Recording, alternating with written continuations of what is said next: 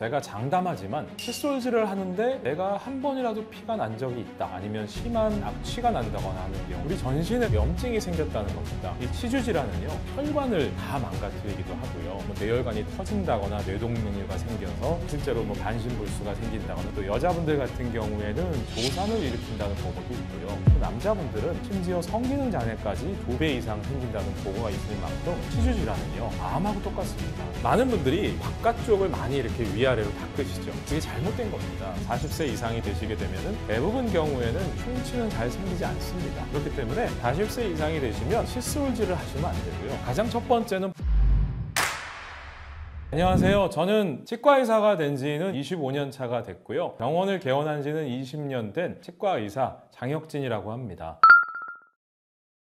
이 채널을 보시는 분들 중에요, 제가 장담하지만 70% 이상의 분들은 이미 치주 질환을 가지고 계신다고 봐야 됩니다. 아무리 없다고 해도 치은염을 가지고 계시지 않으신 분들은 거의 없으리라고 생각이 들고요. 예를 들어 우리가 가장 기본적인 치은염 증상은 뭐냐 하면, 칫솔질을 하는데 내가 한 번이라도 피가 난 적이 있다, 이미 치주 질환입니다. 말씀드린 것처럼 치은염의 단계라고 볼 수도 있고요, 또 치주염의 단계라고 볼 수도 있고요. 대표적인 것은 찬 음식물을 섭취했는데 이가 좀 시리다, 뭔가 잇몸이 좀 붓는 것 같다, 그리고 잇몸에 피가 난다, 그리고 조금 더 심한 경우에는 음식물이 전에는 안 그랬는데 좀 더 많이 끼이는 것 같다, 조금 그 단계를 더 넘어가면 잇몸에서 고름 냄새가 난다거나 고름이 나온다거나 아니면 심한 악취가 난다거나 하는 경우, 이런 단계까지 이르면은요, 이 불행히도 치주 질환은요, 암하고 똑같습니다. 우리가 암도 마찬가지로 본인이 말기암 정도 가까이 돼야만 본인이 자학 증상이 있습니다. 이 치주 질환은요, 많은 분들이 칫솔질 하시다가 피가 조금 나는 거 가지고 큰일 났다 하시는 분들은 거의 안 계시거든요. 근데 그 시점부터 치과에 가셔서 관리를 받으셔야 되는데, 그 시기를 놓치셔서 많은 분들이 치주 질환으로 고생하신다고 보시는 게 맞겠죠. 우리 전신에는요, 몸에 독성을 끼치는 여러 가지 세균들이 있습니다. 그 세균 중에 가장 나쁜 독성 물질을 내뿜는 것이 바로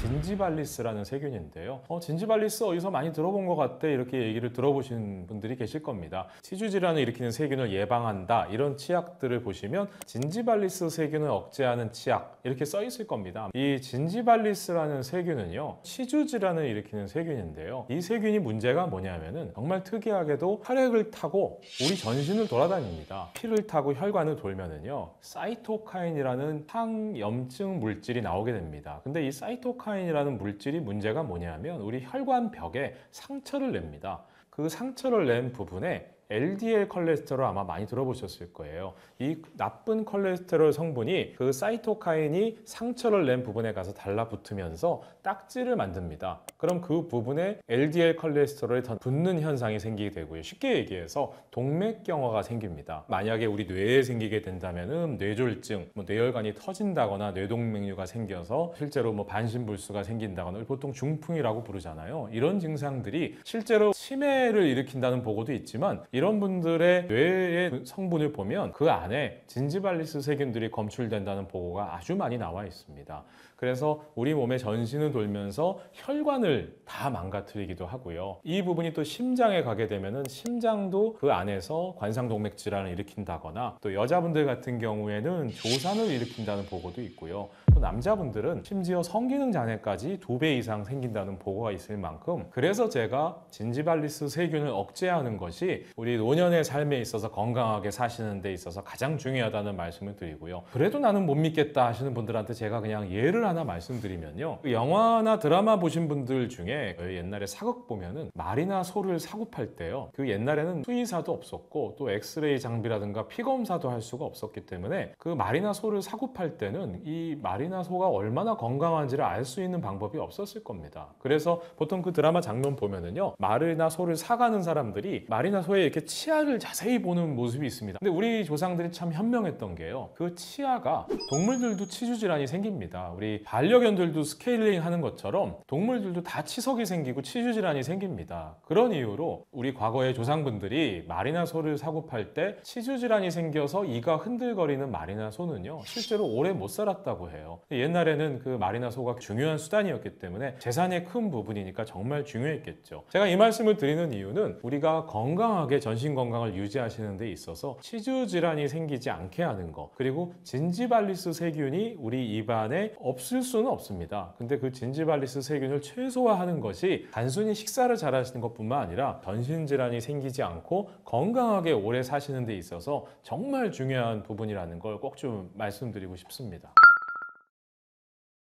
어떤 분들은 그런 얘기 많이 하시죠. 원장님, 저는 하루에도 3번 열심히 칫솔질 하는데도 입냄새가 많이 나는 것 같은데 우리 집에 다른 가족은 맨날 술 먹고 들어와서 이를 안 닦고 바로 자고 하는데도 입냄새가 많이 안 나고 게다가 잇몸도 괜찮은 것 같은데, 이렇게 좀 억울하다고 얘기하시는 분들이 계시죠. 그건 크게 2가지로 요약을 해볼 수 있습니다. 첫 번째는요, 관리 방법이 틀렸기 때문일 수도 있고요. 무슨 말씀이냐면 우리가 충치를 예방하는 거는요, 칫솔질만 잘 해도 대부분 해결이 됩니다. 칫솔질을 하시면 안 되고요, 입솔질을 하셔야 됩니다. 그리고 또 하나는 칫솔질만 가지고서는 우리 입안에 들어가는 음식물 찌꺼기를 완벽하게 제거할 수 없습니다. 그건 마치 집안을 청소할 때 진공청소기만 한번 돌리고 나서 집안이 깨끗하다라고 말씀하시는 것과 똑같거든요. 우리가 세차를 하건 아니면 집안을 청소하건 청소 도구는 각각의 부위에 따라 다 쓰는 도구들이 다 있습니다. 청소 도구가 많으면 많을수록 집안은 깨끗하게 유지되는 것처럼, 제가 칫솔질뿐 아니라 치간 칫솔, 치실, 그리고 수압세정기, 이 4가지를 써주시면 대한민국 치과들 다 문 닫아야 된다고 할 만큼 모든 분들이 건강하게 치아 유지하실 수 있다고 말씀드렸잖아요. 하루에 칫솔질 3번 하는데도 불구하고 잇몸 질환이 생긴다 하시는 분들은 먼저 관리하시는 방법이 틀리지 않았나, 그리고 관리 도구를 내가 여러 가지를 잘 쓰고 있는지, 그리고 마지막으로요, 잇몸뼈가 선천적으로 약한 분들이 또 있습니다. 잇몸뼈가 단단한 분들은요, 그리고 치주 질환이 잘 생기지 않는 분들은 실제로 잇몸뼈가 콘크리트 같이 딱딱합니다. 치주 질환이 잘 생기는 분들은요, 잇몸뼈 자체가 스티로폼처럼 약하기 때문에 잇몸이 좋은 분들에 비해서 훨씬 더 관리를 잘 하셔야 되는 게 나머지 이유라고 보시면 될 것 같고요. 그와 같은 이유 때문에 잇몸 질환이 생기고 입냄새가 나는 것이니까 효과적으로 구강 관리를 잘 해주시고 음식물 찌꺼기만 제거할 수 있다면요, 대부분의 경우에는 입냄새가 나지 않습니다.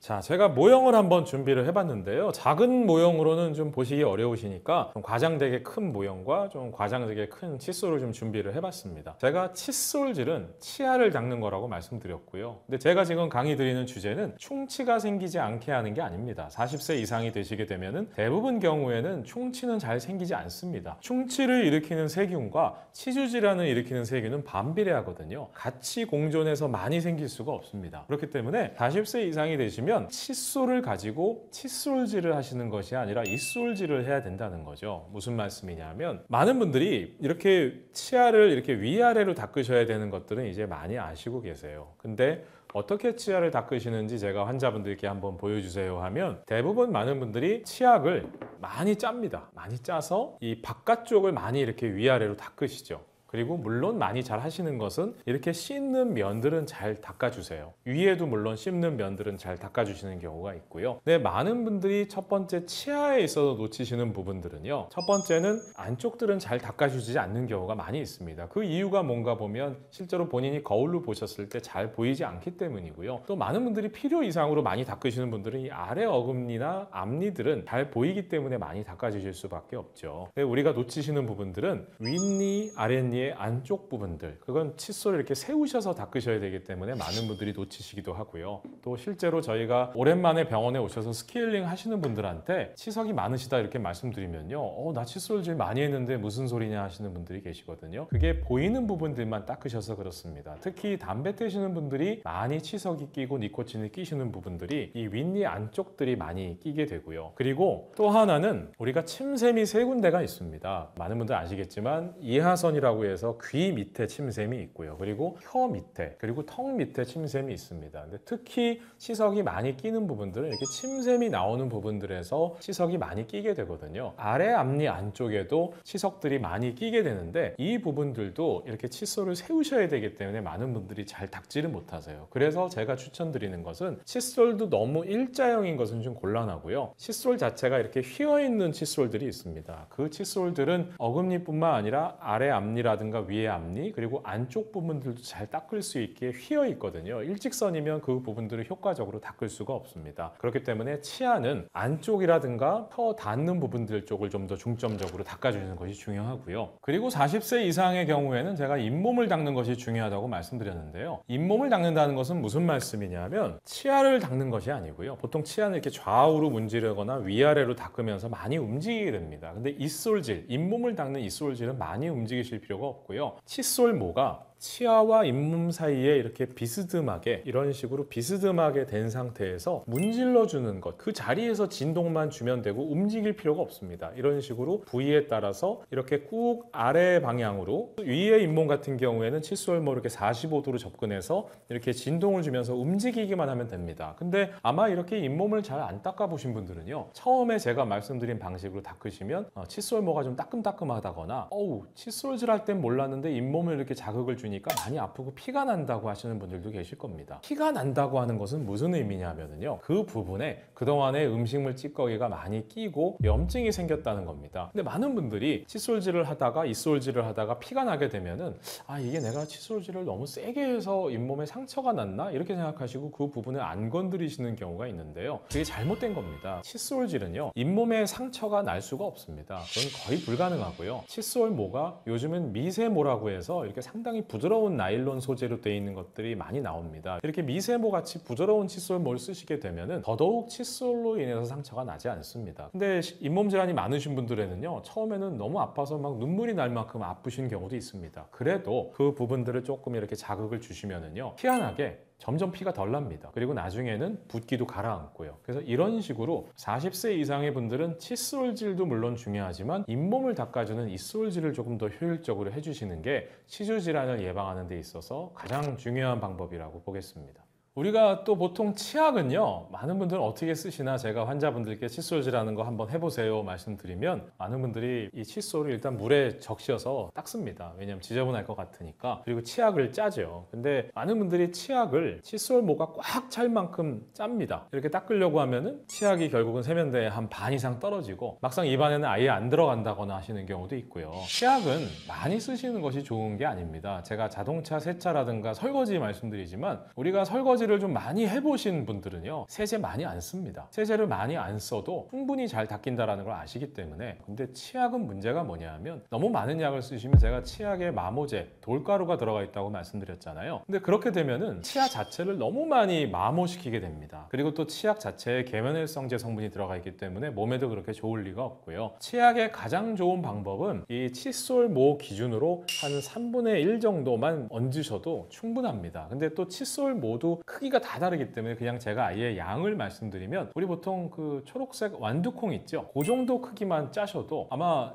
이 내용 보시는 분들은 그 정도만 짜도 되냐? 왜냐하면 많은 분들이 대부분 다 칫솔모가 가득 찰 만큼 쓰셨거든요. 완두콩 정도만 쓰셔도 충분하고요. 또 게다가 치약을 적게 쓰시라고 하는 또 한 가지 이유가 있습니다. 치약을 많이 쓰시게 되면은요, 거품이 너무 많이 납니다. 그래서 치약 뱉어내시고 하시다 보면은 결국은 칫솔질을 오래 하실 수도 없거든요. 그래서 치약도 조금만 쓰시면 거품도 많이 나지 않기 때문에 칫솔질을 오랫동안 하시는데도 도움이 많이 되니까 치약은요, 무조건 적게 쓰시는 게 좋습니다. 제가 치약을 짜는 양을 그냥 한번 보여드리겠습니다. 이 칫솔 같은 경우에는 제가 칫솔은 이렇게 좀 휘어 있는 게 좋다고 말씀드렸고요. 치약 같은 경우에는 이 부분은 칫솔의 헤드 자체가 큰 헤드는 아닙니다. 그렇기 때문에 3분의 1 정도보다 조금 더 하셔도 되지만, 제가 완두콩 정도 크기라고 말씀드렸잖아요. 완두콩 정도면 불과 한 요 정도밖에 안 될 겁니다. 요 정도면은요, 말씀드린 대로 전체 치아를 다 닦는데도 충분한 양이기 때문에. 근데 이거 보통 많은 분들이 어떻게 짜시냐면 이만큼 짭니다.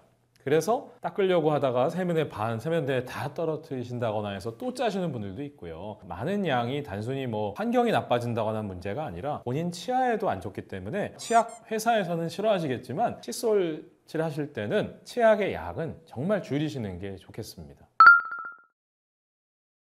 제가 지금부터 말씀드리는 대로만 관리해 주시면은요, 입냄새가 나는 게 정말 줄어들거나 안 나시고 아침에 일어나셔도 상쾌한 기분으로 일어나실 수 있을 겁니다. 입냄새의 이유는요, 바로 황화합물이라고 하는 건데요. 이 황화합물이 생기는 이유는 결국은 우리 입안에 있는 세균들이 음식물 찌꺼기를 섭취하고서 내뿜는 냄새, 향이라고 보시면 될 것 같아요. 가장 첫 번째는 바로 칫솔질을 하시는 거고요. 물론 그보다 더 먼저 하셔야 되는 것이 바로 이 수압 세정기입니다. 어떤 순서로 이 구강관리 도구를 써야 되나 생각하지 마시고 그냥 세차하실 때의 순서를 생각해 보시면 아마 쉬울 텐데요. 세차를 맡기면 그 세차장 계신 분들이 가장 먼저 하시는 것은 이 솔에다가 세제를 묻혀서 닦는 게 먼저가 아니고요. 강한 수압으로 차를 먼저 한번 깨끗하게 닦아냅니다. 설거지할 때도 마찬가지죠. 음식물 찌꺼기가 묻어있는 식기에다가 세제를 묻히는 것이 아니라 마찬가지로 흐르는 물에 먼저 음식물 찌꺼기를 기본적으로 제거를 합니다. 그렇게 하는 이유가 뭐냐면 세척하기에 있어서 가장 효율적인 방법이기 때문이죠. 우리가 이 수압 세정기를 한 번도 안 써보신 분은 있어도요, 한 번만 써보신 분은 없다고 제가 말씀드릴 만큼 쓰시는 습관이 들면 안 쓸 수가 없습니다. 왜냐하면 식사를 하신 다음에 이 수압 세정기를 써보시면은요, 우리가 생각할 수도 없을 만큼 많은 음식물 찌꺼기들이 나옵니다. 게다가 우리나라 사람들은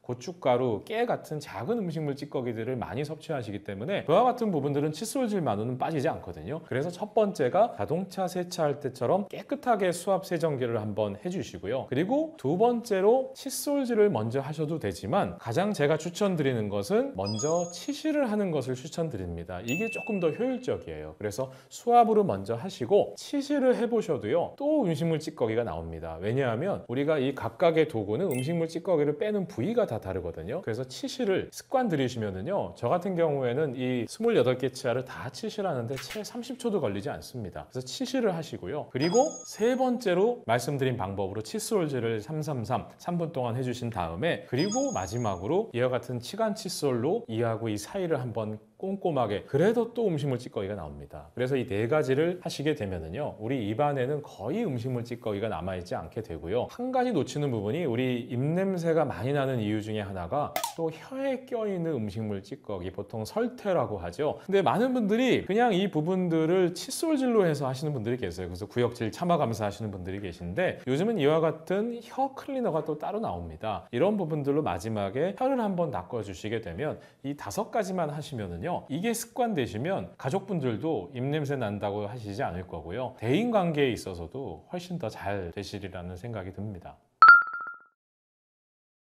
또 많은 분들이 오해하시는 것 중에 하나가요, 치간 칫솔이나 치실이 좋다라는 얘기는 들었는데 뭔가 그거를 쓰고 나니까 이가 좀 더 벌어지는 것 같고 또 피도 나서 하기가 싫더라, 많은 분들이 포기하시는 게 바로 그 이유입니다. 말씀드린 것처럼 피가 난다고 해서 멈추시면 안 되고요. 그 부분에 염증이 있었다는 얘기이기 때문에 피가 나도 그 부분들을 계속 관리해 주시면 피는 안 나게 되고요. 이하고 이 사이가 이 치간 칫솔이 잘 안 들어가는 부분이라고 하시는 분들도 있습니다. 그럼 그 부분은 음식물이 안 끼는 거 아니냐, 해보신 분들은 아실 거고요. 그리고 치간 칫솔도 여러 가지 직경이 있습니다. 젊은 분들, 또 잇몸이 좋은 분들은 조금 얇은 치간 칫솔을 쓰시면 그 부분은 충분히 들어가고요. 좀 더 이가 많이 벌어져 있는 분들 같은 경우에는 굵기가 좀 더 굵은 치간 칫솔을 쓰시게 되면은, 치간 칫솔은 종류가 굵기별로 많이 나와 있으니까요, 본인에 맞는 치간 칫솔, 근데 이걸 본인이 선택해서 쓰시면 안 되고요. 치과에 가셔서 본인에 맞는 치간 칫솔 굵기를 아마 좀 권해달라 하시면 치과 의사 선생님들이 많이 좀 권해주실 겁니다. 그래서 이 치간 칫솔을 쓰신다고 해서 절대로 이가 더 벌어진다거나 아니면 음식물이 더 낀다거나 하는 게 아니고요. 이걸 안 쓰시면 더 이가 벌어지기 때문에 치간 칫솔은 꼭 좀 쓰시는 걸 권해드리고 싶습니다. 그리고 입냄새가 나시는 분들이 많이 선택하시는 게요, 제가 말씀드린 그런 구강 도구에 대한 지식이 없으시니까 잘 안 쓰시고 가장 많이 선택하시는 것이 이런 구강 청결제 같은 걸 많이 쓰세요. 근데 이런 구강 청결제를 쓰시면은요, 일단은 화합니다. 개운한 것 같고요. 또 심지어 어떤 분들은 칫솔질도 아예 안 하시고 이것만 하시고 주무시는 분들도 계시고요. 절대 하시면 안 되는 게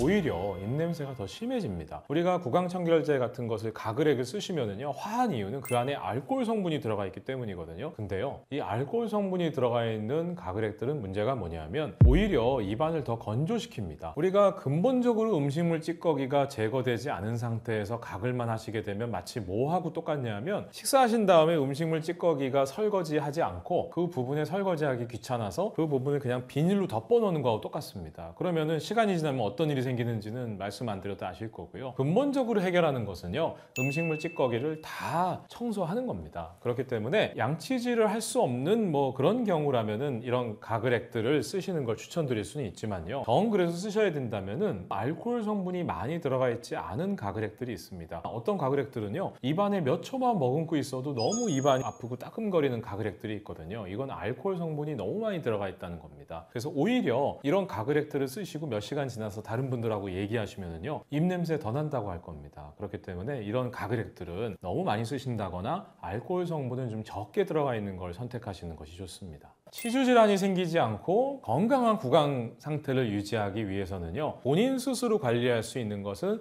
크게 5가지라고 보시면 됩니다. 칫솔 질하는 것, 수압세정기, 그리고 치간 칫솔, 치실, 그리고 혀를 한번 닦아주시는 습관만 들이셔도요, 하루에 3번만 이걸 지켜주시면요, 정말 제가 대한민국 치과 다 문 닫아야 될 만큼 많은 분들이 치주 질환이나 충치로 고생하시지 않으실 겁니다. 건강하게 치아 건강 유지하시면서 다만 놓치지 말으셔야 될 것은 본인 스스로 관리뿐 아니라 자동차도 오래 쓰려면 정비소 가야 되는 것처럼 치과 의사, 정비사한테 오셔서 관리하시면은요, 노년의 삶까지 건강하게 치아 잘 쓰실 수 있을 겁니다.